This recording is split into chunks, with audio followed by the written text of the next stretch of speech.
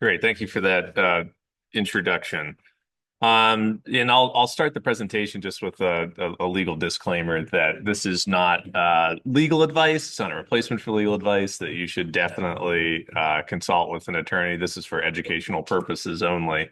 With that said, there are different buckets of intellectual property law, and I've listed them here. Arguably there's certainly more than the ones that are on here. I could argue that trade secrets should be included on that list. But something that you should know is that these terms are not interchangeable. They are very different things that cover very different aspects of the law for very different reasons.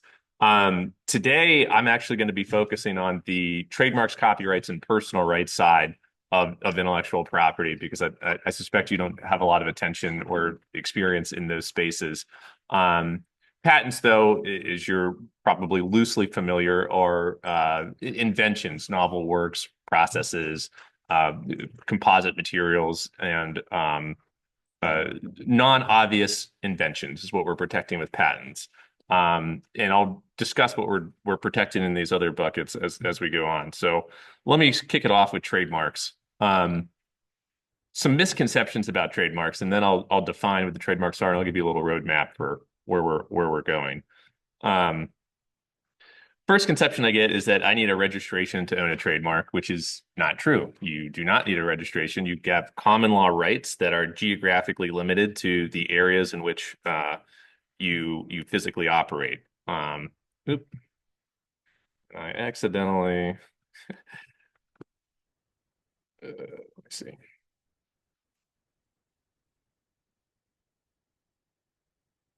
Oh, I was able to exit it. Hopefully, I didn't kick everybody offline No, though. you're fine. Okay, great. Uh, so your rights are geographically limited, but you don't need a registration. If I own a registration, I can't infringe another party's trademark. That's not true either. Just because you file something at the U.S. Patent and Trademark Office doesn't mean that you won't necessarily infringe somebody who was using that mark at common law before you.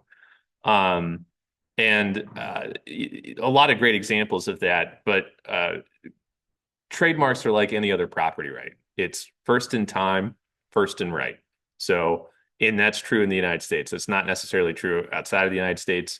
We are a first to use system, not a first to file system. So, just by virtue of selling goods and services in interstate commerce, you're going to acquire trademark rights. And if somebody had been doing that prior to the date that you filed your trademark application at the U.S. Patent and Trademark Office, they would, in fact, have superior rights to you in the geographic areas in which they operated and perhaps the natural zone of expansion therefrom.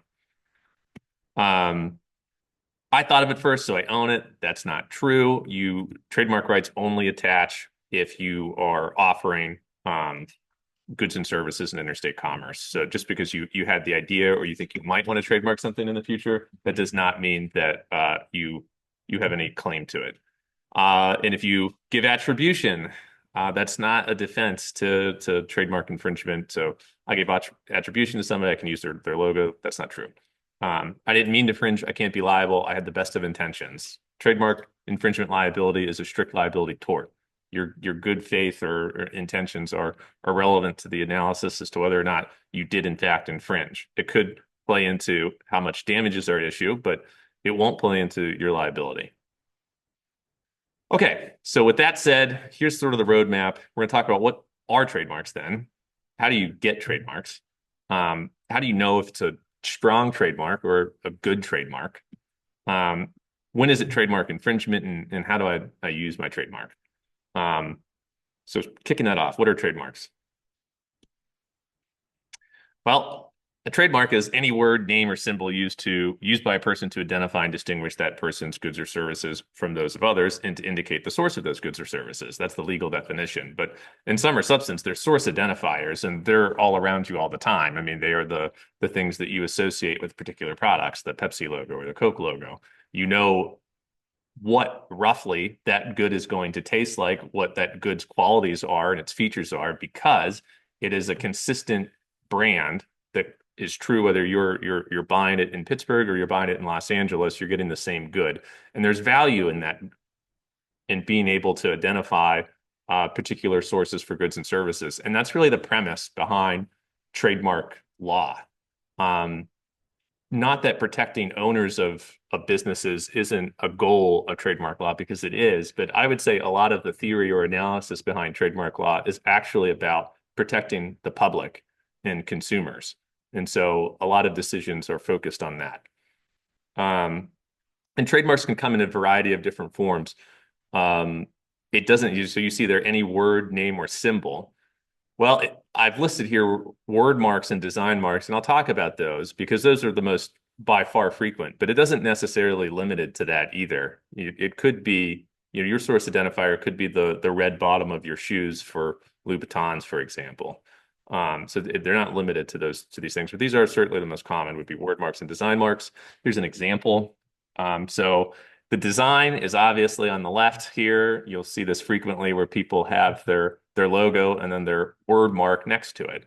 These could be all one mark as a composite mark if they're used together.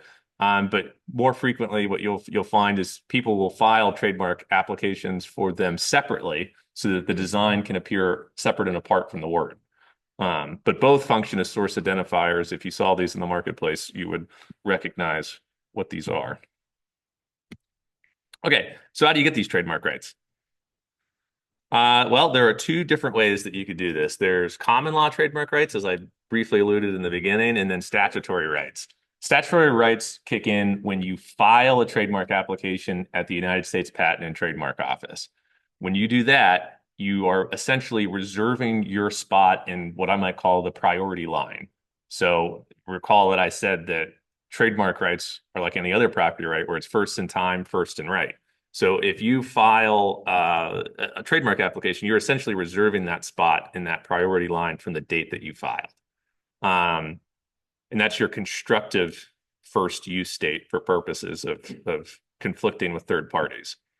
But at the end of the day, if you file a trademark application in the United States based on your intent to use the mark, you do ultimately have to use it for trademark rights to attach. You do not get trademark rights unless you are really truthfully enforceable trademark rights unless you are using that trademark in interstate commerce. And here's the bit of the workflow. So I call it the life cycle for trademarks, but when you're coming up, when you're in a startup, okay, and you're thinking, what should I be doing for trademarks? This is the correct process. Now, I'll admit that a lot, and I work with a lot of startups, and I also work with a lot of large companies, Fortune 500s as well, who follow this a little bit better than startups. But what you're supposed to be doing is you come up with the idea or the conception of it first, and before you go out and launch, you would run clearance on it. And before you go out and launch, you would file a trademark application at the U.S. Patent and Trademark Office, and you would prosecute it at that office. It used to take 3 or 4 months before I could get a trademark examined, but in the post-pandemic world, it is taking closer to 9 to 11 months to do that. So this is something, your brand is something that you actually really want to be thinking about quite early in the process if you want to do it right. And if you do it all right and you prosecute it through the U.S. Patent and Trademark Office, and you're using at that point in time, you've got an approval, what would be called a notice of allowance from the U.S. Patent and Trademark Office, then you can obtain a trademark registration certificate once you show that you're using that mark in commerce. And then trademark rights, they don't last, well, they could last forever, but not without action on your part. You have to renew the trademarks every so often and tell the Patent and Trademark Office, hey, I'm still selling these goods under this brand. Here's proof. And you would submit specimens showing it. And then, of course, trademark enforcement, you'd want to monitor your brand to make sure people aren't diluting it and getting in the way. Okay, so how do we know if it's a strong trademark? Well, strength comes in two different ways to look at it. You could look at the conceptual strength and the commercial strength, and every single trademark is going to fall into this category. So when you are at that idea conception stage of what am I going to name my company? What am I going to name the goods and services? And by the way, this is a universal thing that will apply to pretty much any business sector that you're touching. You're always going to have to call your company something, and you're always going to have to call the goods and services that you offer something. And so when you're going through that analysis, I want you to think about at least the conceptual strength. And by that, this is a chart for the conceptual strength. This is what is referred to as the spectrum of distinctiveness. Only lawyers would make something up like this because it's quite subjective. But there are five different buckets for conceptual strength. And the first bucket is a generic trademark. And I have it in red over here because generic trademarks are generally never going to be protectable. I know there's the booking.com decision, and if you want to talk about that afterwards, we could do that. But as if you're applying a general rule of thumb, generic trademarks are not protectable. And that would be something like the word apple in connection with the sale of apples. It is the thing that you're selling. That is never going to be protectable. Um, a descriptive trademark, and notice what I did there, and I just sort of did that intuitively, but I'm applying the brand to the particular goods and services offered because trademark rights are limited to the goods and are tied to specific goods and services. You can get into famous trademarks, and that's a different topic. But as a general rule of thumb, the brand is tied to particular goods and services. And so when I said Apple, the word Apple in connection with the sale of apples, that's why I was doing that, and that's a generic trademark. The next category of trademarks would be a descriptive trademark, and that would be like apple juice in connection with the sale of juice. It's not the genre of it, but it does immediately describe a character, feature, or quality of the juice, namely its apple flavor. So that would also not be inherently protectable. These would generic and descriptive marks are called not inherently protectable marks. However, a descriptive trademark can become protectable if you can show substantially exclusive and continuous use of that in commerce for a period of 5 or more years. If you do that, then we would say that it has acquired distinctiveness and would be capable of functioning as a source identifier in and of itself. And then I have the dotted line here, this imaginary dotted line. And that is the line where we cross over into inherent distinctiveness. In the first category for a good, strong trademark would be one that is suggestive. And a suggestive trademark would be like an apple a day keeps the doctor away in connection with the sale of vitamins. It doesn't immediately describe what the goods are, but it's a popular little kid saying that people might associate with medicine. And it takes a mental leap to get there. It suggests what the product is. Hence, it's suggestive. Hence, it's inherently distinctive, and hence protectable as a trademark. The next category would be an arbitrary trademark. That's like, you probably saw where I was going with this, but Apple in connection with the sale of computers. The only reason you associate the brand Apple, the word Apple, with computers and technology is because of the hard work and goodwill of the Apple Corporation through years of branding and making high quality products. That is a good brand because it's arbitrary. It doesn't have any association with the underlying goods and services. So it's further down this spectrum of distinctiveness, thus entitled and able to carve out broader rights than what might otherwise have been able to exist. And then the final category, even better, would be a fanciful trademark, which is a word that you completely made up for the purpose of functioning as a source identifier, like Google.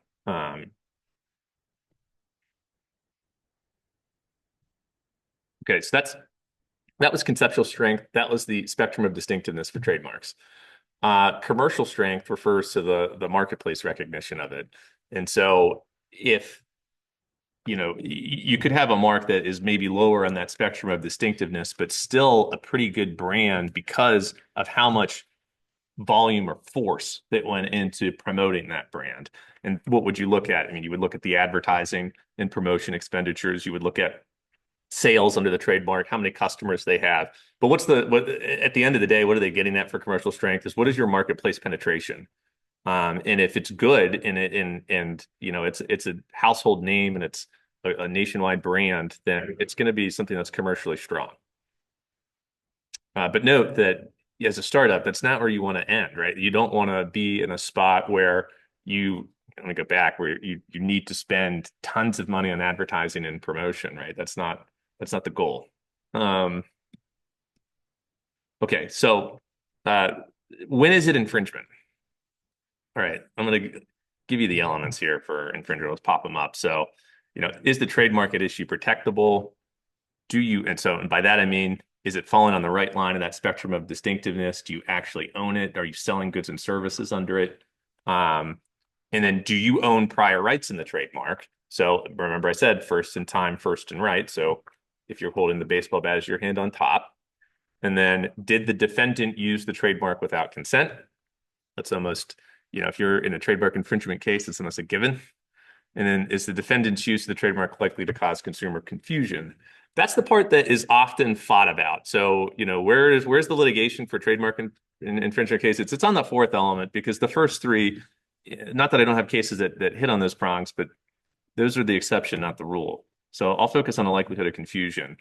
Um, any factor can weigh on this decision. A court is not bound by any single analysis. However, I'll say that the first three bullet points here tend to drive it quite a bit. So sight, sound, and meaning. If they look similar and you're using the same sounds and the same word, more likely to cause confusion, right? Relatedness of the goods and services. Note that it doesn't have to be competitive or even relatedness is a broader legal term here. So think of computer hardware repair services and computer hardware. Those two aren't necessarily competitive and they're not directly overlapping, but for purposes of assessing a likelihood of confusion, a court is going to say that those two goods and services are related. And then target consumers. If you're marketing to the same groups of people under the same goods with a similar, sight, sound, and meaning, there's going to be a likelihood of confusion. I would say 9 out of 10 times if you hit those ones. All these other elements are obviously good too. I mean, if you had evidence of actual confusion, that would certainly indicate that people are likely to be confused. And then you see how the strength of the mark and sophistication of consumers comes into the analysis as well. And I'll make one other note on the sight, sound, and meaning. Just emphasizing the meaning component for a second. There's an instance where somebody was liable for the word lion, and the other mark was a lion, an image of a lion, or a lion logo. So it doesn't even necessarily have to be the exact same for it to convey the same commercial impression. So let me give you an example. This is a famous Ninth Circuit case. Both marks were used for recreational vehicles. You had slick craft versus sleek craft. Out of curiosity, and people in the audience, I don't know if I can see the the people online, but from here, who thinks that these are confusingly similar?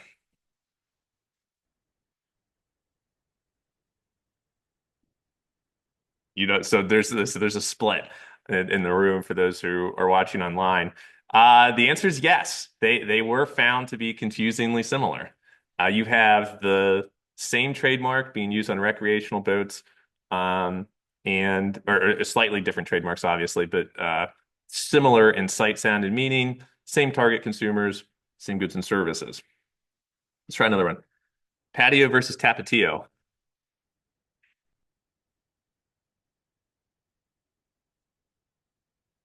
Confusing? Different word? Okay, yeah, no consumer confusion here. Um, and right, and it's because they have different commercial impressions. Um, Patio being, you can get a different, um, obviously different commercial impressions there. Um, okay, I hear this a lot too about fair use. Oh, can't isn't it fair use? Probably not.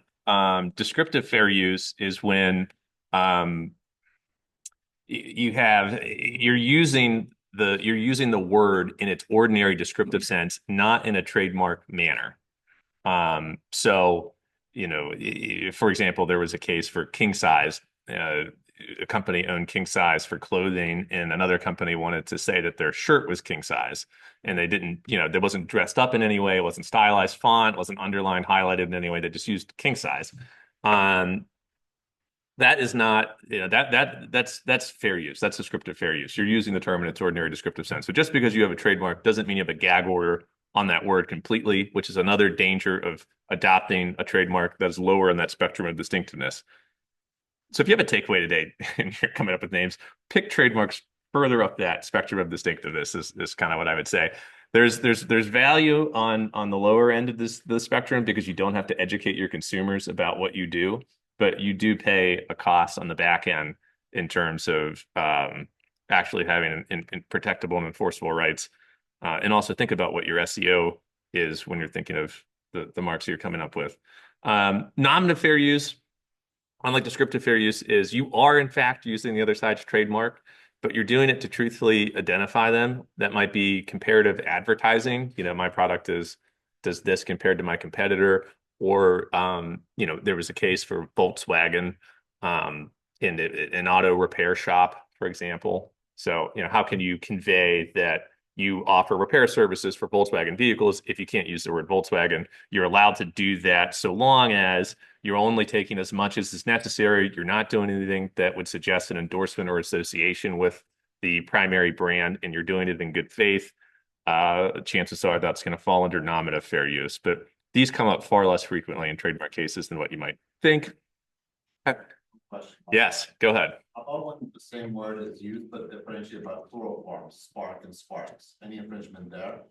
Yeah, it's going to depend on are they the same goods? Are they completely different goods? Is this Delta Airlines and Delta Faucets? Because then I'm going to say no likelihood of confusion. Is it Spark and Sparks and the brands are directly on the exact same goods, the same target consumers? Probably, right? The fact that you have an S at the end of it isn't likely enough to distinguish it. Again, the test is whether or not there's a likelihood of consumer confusion. So would consumers who see Spark and then see Sparks think that the two brands are associated with one another? If the answer to that question is yes, then very likely one of them is infringing on the other. You've got, let's see, trademarks, how to reduce risk. I mean, conduct your trademark clearance searches, file trademark applications, do this process early. It does take 9 to 11 months. This is not a problem that gets better with time. If you think it's hard to rebrand, to think of a brand early, imagine doing it after you have 2 years of your business under you, after you have products that are branded with it going out the door. It's definitely a problem that you want to think about sooner rather than later. And obviously communicate with legal if you get instances of confusion. These are very nuanced. This is a very nuanced analysis, not something that you want to pop into ChatGPT and have it tell you what the answer is. How do I use my trademark? I'm gonna, for the sake of time, because I want to make sure I have time at the end and get to the others. I'm gonna skip past this.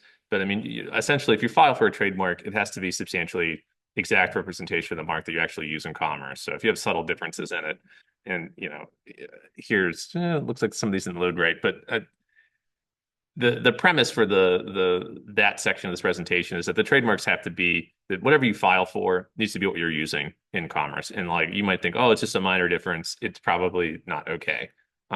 So be thoughtful for what you're filing for. And to use the Spark and Sparks example, if you filed for Spark and then your trademark that you use in your specimen is Sparks, it's probably going to get rejected. I see this all the time. So am I using the symbol correctly? Just to give you some of that education, so that way you can go out to the market with some confidence. That R symbol is the registration symbol. So you would only use that if your rights are registered, and that would apply to a registered trademark. If you use that R symbol and your trademark is not registered, that's actually a crime. So don't do that. The TM is what you would do for common law trademarks. And the TM specifically is for goods, but most frequently in the industry, people use the TM for everything for common law. You do not need to use the TM symbol at all. It's a total option if you want to use the TM to let the public know and potentially let your competitors know that you're claiming trademark rights in that brand, then pop the TM on it. But it is supposed to be for goods, whereas the SM is supposed to be for services. So if you offer a service rather than sell a good, you would use SM. So if it's a haircut, SM. If it's the scissors, TM. The registration symbol you should use if you do get a federal registration, because if you don't, there is a decent chance that you won't be entitled to recover monetary damages from your infringer because it's statutorily required that you use the registration symbol for you to be able to do that. Um, and then C is for copyright. You do not need to use the copyright symbol if you do not want to in the United States. But that would apply for your copyright, and the other ones will apply for your trademarks. So that's a good segue. Copyright. Misconceptions. Get this all the time. I gave attribution, therefore it's not infringement. Well, I put it as my source. It's now. No, that is not a defense to copyright infringement. Attribution is an academic concept. I can use 15 seconds of the clip. I don't know why people think this. I really don't understand where this came from, but it is not true. You can't use 15 seconds of it. No, not 12 either. The work didn't contain a C, so it's not in the public domain. You know, just answered that question. That's not true. It doesn't have to have the copyright notice on it.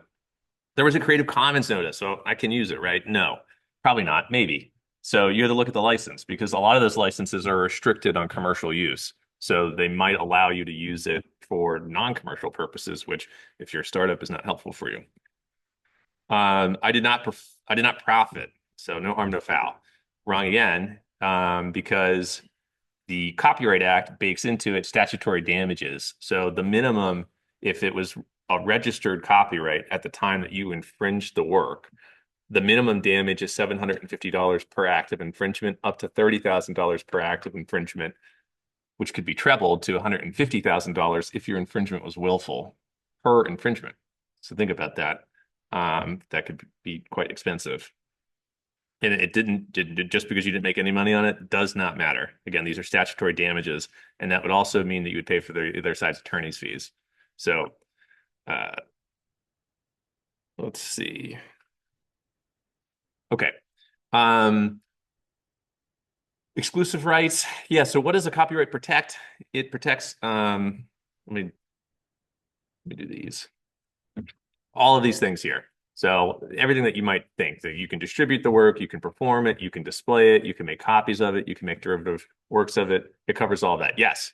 Online, another question from the same person. Are there restrictive and non-restrictive copyrights? Restrictive and non-restrictive copyrights. I'm not familiar with that terminology. I mean, maybe are you talking about Creative Commons licenses? Why don't you get back to me on that, and then you let me know if you're asking about Creative Commons. So when is a copyright infringement? Copyrights are original works of authorship, and I may have skipped that slide, but they're original works of authorship. So what we're protecting is the expression of the idea, not the idea itself. And so this, if you have, for example, a computer program and you say, oh, I want to copyright my computer program. Well, the copyright isn't going to protect the algorithm, the method or process underlying that computer program. The copyright might protect the comments that are embedded in that computer program. It might protect the structure of the computer program potentially, but it's not going to protect the algorithm itself. And that's because copyrights don't protect ideas. They protect the expression of the ideas. And so when is a copyright infringement? Well, the plaintiff owns a valid copyright. The work is registered with the U.S. Copyright Office. You copied original elements from the work. They're substantially similar, and you violated one of those exclusive rights, which you would do almost in every situation, because you're either going to distribute it, display it, reproduce it, or make a derivative work of it in some form. So I get this a lot too, fair use. Let me pop these up. Copyright fair use. Keep in mind, this is an affirmative defense. So, this is somebody could file a lawsuit against your company and for copyright infringement, and maybe you've got a good fair use argument, but it's an affirmative defense. So you're only getting to this after they file a complaint. They're going to survive a motion to dismiss. They're going to be able to go all the way through discovery. If they file a motion for summary judgment, chances are they're going to survive that too. And this is an issue for trial because these are very fact-specific analysis about what you were using the work for. So for that reason alone, from a practical standpoint, copyright fair use isn't necessarily a great hook for you as a startup because you're going to spend a tremendous amount of resources on the defense. But let's say you did that, is it a good fit for you anyway? Well, these are the four fair use factors. If you're a nonprofit, it's more likely to be okay. If it's news reporting, it's more likely to be okay, but not necessarily. The news reporting in itself is not a reason to take somebody's copyright. Um, Nature of the original work, if it's factual, it's more likely that you'll be entitled to fair use versus if it's a creative work, because copyright law wants to protect creative works a little bit more, because we're all about protecting the expression. Um, the amount used in relation to the work as a whole, maybe this is where people are getting that 15 seconds, but it really doesn't have to be that long for it to count. So I wouldn't put too much stock in the amount used in relation to the work as a whole, because courts have not done that. And then the effect of the market on the original work. So if you're damaging the original author's ability to be able to sell the uh, their work, it's less likely to be fair use because that's unfair to the author. Yes. Which copyrights could simply be referenced? Which Which copyrights could simply be referenced? simply be referenced? Well, I mean, you could mention, for example, you could say, you could find this painting online if you Google it. I mean, it's not a gag order on your ability to talk about copyright protected information. If there's, a famous photo or something or a book, you could say, hey, you could find the book on Amazon and here's the link to the book. That's not going to run afoul of copyright law. Um, but if you're publishing the book yourself and you're posting it on your social media account or you're making copies of it and you're printing it out on your printer, that is where you're going to run afoul. If that answers the question. If it doesn't, rephrase that and I'll try to come at it a different way. DMCA, this only really applies to internet service providers. So if you're in a coffee shop, this isn't really going to apply to you that much. But if you are a service provider like Facebook, a social media platform, whatever, a place where people are posting content and the user uploads content and that content is infringing, you do have immunity from liability under under the Copyright Act. Um, but only so long as you didn't participate in that infringement at all, you didn't know that it was happening, and you took quick actions to remove that content, and you maintain a registered agent with the DMCA. That's important because if you don't do that, then you're actually not entitled to the statutory defense, which would be a shame if you were an internet service provider. So if you run a forum or anything where users are submitting content and you were publishing that content and you were not reviewing the content, um, your business should immediately go and register a DMCA agent.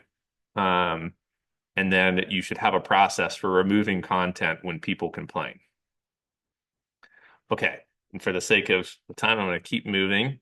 So those were copyrights. Now we'll talk about personal rights and right of publicity and defamation. So right of publicity is a right to one's image, and defamation is a right to one's reputation. You do have a lot of other personal rights that we could talk about, and then there's other torts here, false light and things of that nature. But for today's discussion, I'm going to limit it to these two because I think these are the big ones. Yeah, some personal rights misconceptions. I have the copyright to the image so I can use it. And I can understand how that would be frustrating for somebody who you've listened to the whole presentation and you were like, all right, I'm going to make sure I get a license for this copyright. So I'm going to use it. I'm good to go, right? Maybe not. Because if that image has people in it and you don't have licenses from the people, you don't have releases to use their name, image, and likeness, you could run afoul of violating one of their personal rights. So you have to think about not just what the image that you're obtaining a license for is, but also what is in that image. Or are there any people identified in your marketing collateral? And do you have the sufficient releases for it? A lot of the big um, places where you can license photographs will also make sure that they do have those releases of liability. But there have been certainly times where that was, not true, where they have made mistakes and sometimes big mistakes, where they didn't obtain the underlying the person's rights. I have a release, I'm all set. That's also, not necessarily true. The release is likely limited to the specific event that you're having. It's where it would be the case that you would be granted a broad right of publicity for all purposes. So it's likely limited to a very specific thing. And so if you are outside that thing, then your release isn't going to cover that. Yes.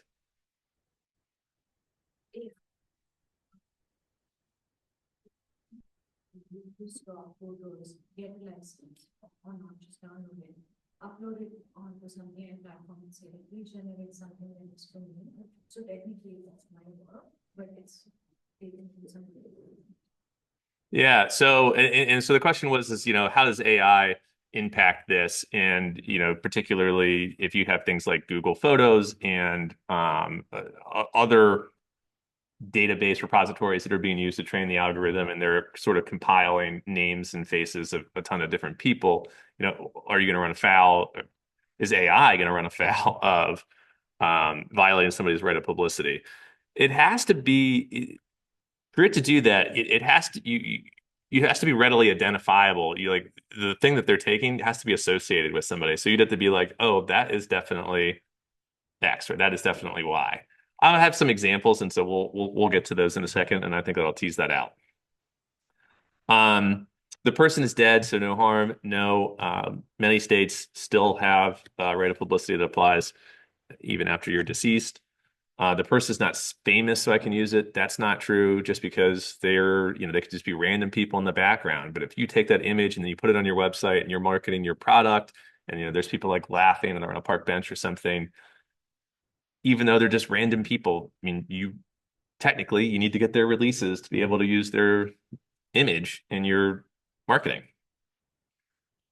So use of a person's name, likeness, voice, or other person identifying characteristics for the purpose of advertising, um, for commercial gain without consent. Those are the elements for a right of publicity claim.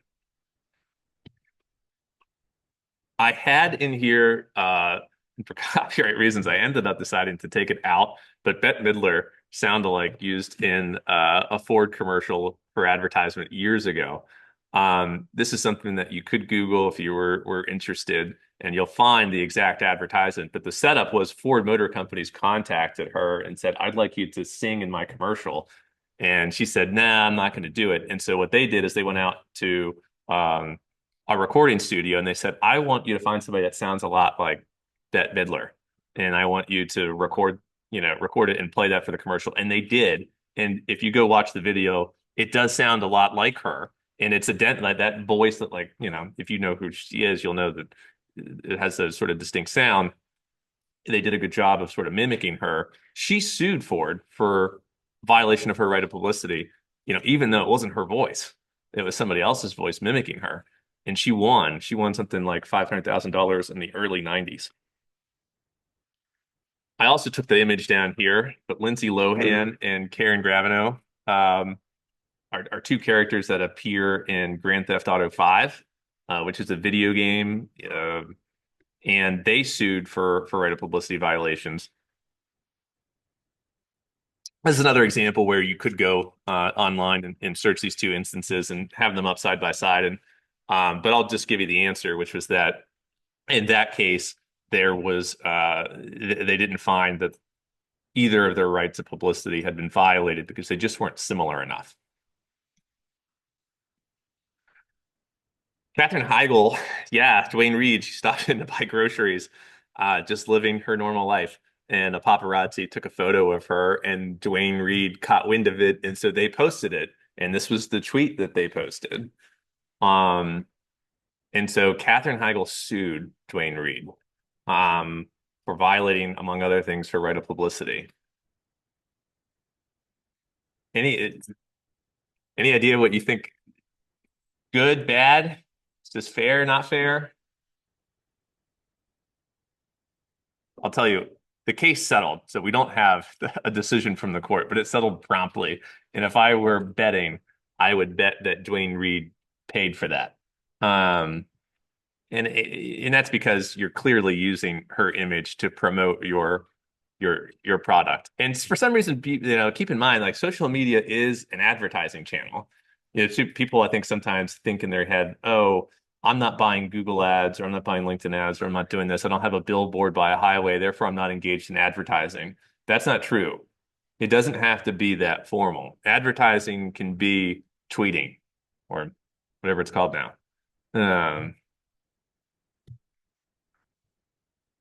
and then I'll just hit defamation very quickly because I wanted to leave 15 minutes open for questions, and I'm pretty much right on that. This is maybe less likely to come up, but I mean, for you, but I did have it in here. I mean, there have been some big defamation cases. There've been in, more in the field of news reporting recently, but they apply across the board. And so anytime you're making a false statement and you're telling it to a third party, so anybody, you're making a statement, and then it causes harm or has a defamatory meaning, that is going to that's going to give rise to a defamation claim. So you can't just go out there and say a bunch of false things about your competitors. You probably suspected that that was always the case, but in case you didn't know that, you can't do that. You'd also run into false advertising issues under the Lanham Act. In addition to that, but defamation would certainly be a part of that. And defamation is a state law claim, so it's going to vary from state to state, and so is the right of publicity claim. So those elements I gave you were just sort of general principles. They might be slightly different from one state to the next, but these are generally the things that the courts are looking at. Okay, and then that's it. I wanted to save some time for questions, so if you had specific questions, you can answer those. Again, this isn't legal advice, so don't give me an exact fact pattern. But if you have general principles or questions about intellectual property law generally, I'm happy to answer that.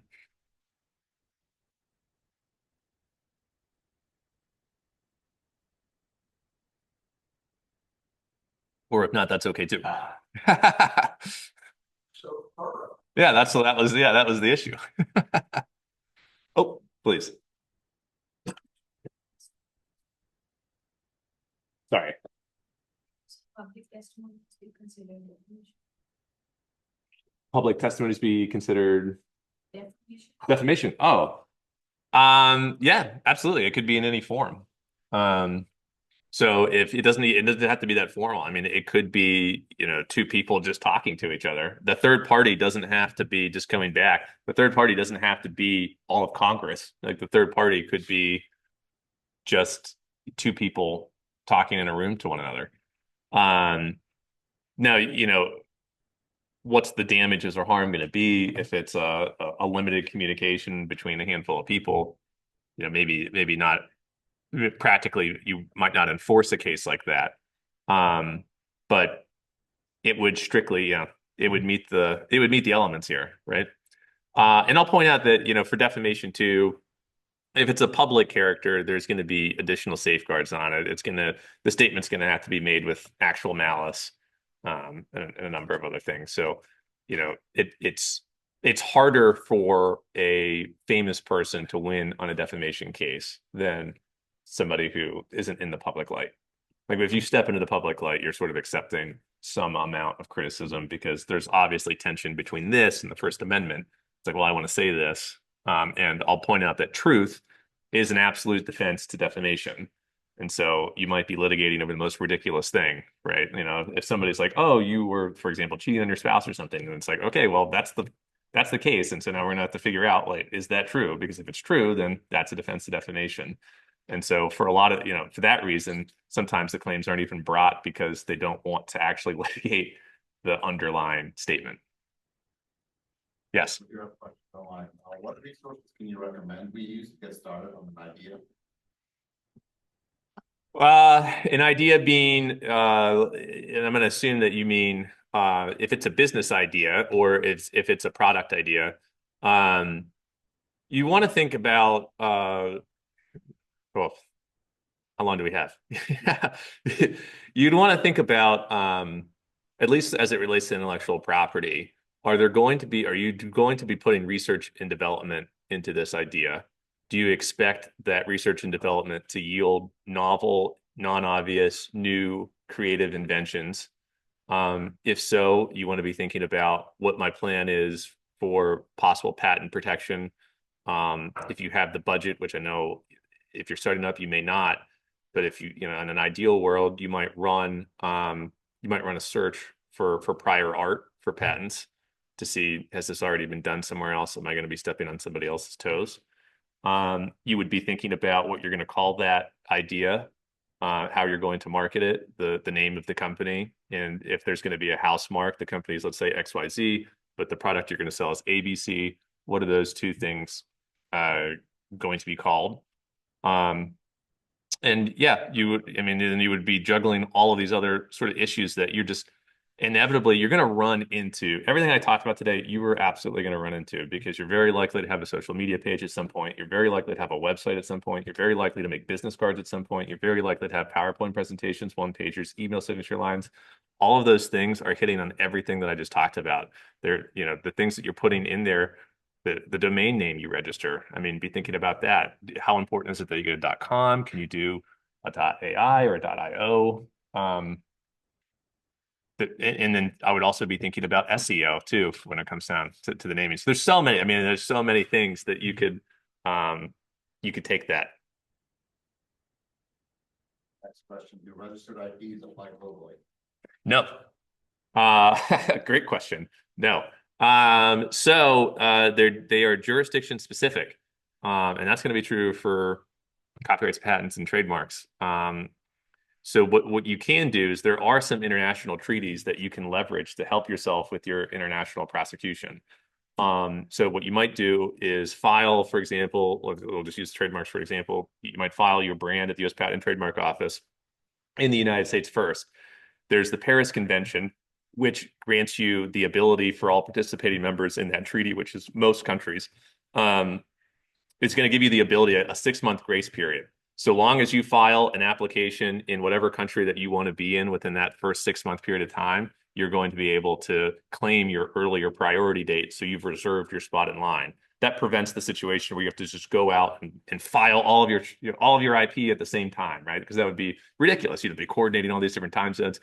The law gives you a 6-month grace period for most participating jurisdictions. And then the second international treaty that you might avail yourself of is the Madrid Treaty. And you could use the Madrid Protocol to designate countries outside of the United States for filing. It simplifies the filing process and makes it a little bit cheaper so you don't have to engage local counsel in every single country that you want to file in necessarily. You could file at the U.S. Patent and Trademark Office. They will then communicate with the World Intellectual Property Organization, which will then designate out countries specific to where you would like to file, so long as they are participating members, and a lot of countries are on that list. Now, if your filing meets resistance in a foreign country, you will need local counsel. For example, if you have an office action that issues, there's an objection to your claim, an objection to your trademark, you can't respond, unfortunately, unilaterally. You'll have to, at that point in time, engage an attorney in whatever country you're in. That answers that question. Okay. Oh, yes. Can you tell me something about the first sale doctrine? For example, if I purchase something, I purchase a book or I purchase a paint and I resell it, I guess it's fine. But if I added the product, I made some change on the product and then I sold it on the market, would that be a problem? This is a very fact-specific analysis, but the general principles you probably know if you're using the term like first sale doctrine, you've gone down the rabbit hole somewhat already. The general principle, as you know, is that once a product is sold downstream, the original manufacturer cannot control it. It's supposed to be. Now, if you're just a mere reseller of the goods, there's a chance that the original owner is going to say that what you're doing is counterfeit trademark infringement because you're selling a knockoff product of the original. And so if it's a new product, you would say it's not an authentic product from the original and therefore infringing. So the facts and circumstances there are really going to matter. The general principle of law, though, would be that you should be able to do that, but it is a road that is wrought with some peril.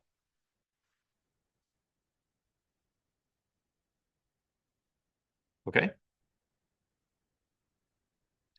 All right. Well, thanks everyone. I always love talking about intellectual property, so I appreciate the opportunity to be here today. I have my contact information up on on the slide. So if you have specific questions, you want to chat with me at any time, just chat out my number. Be happy to talk. Okay. All right. Thanks, Ed. Question.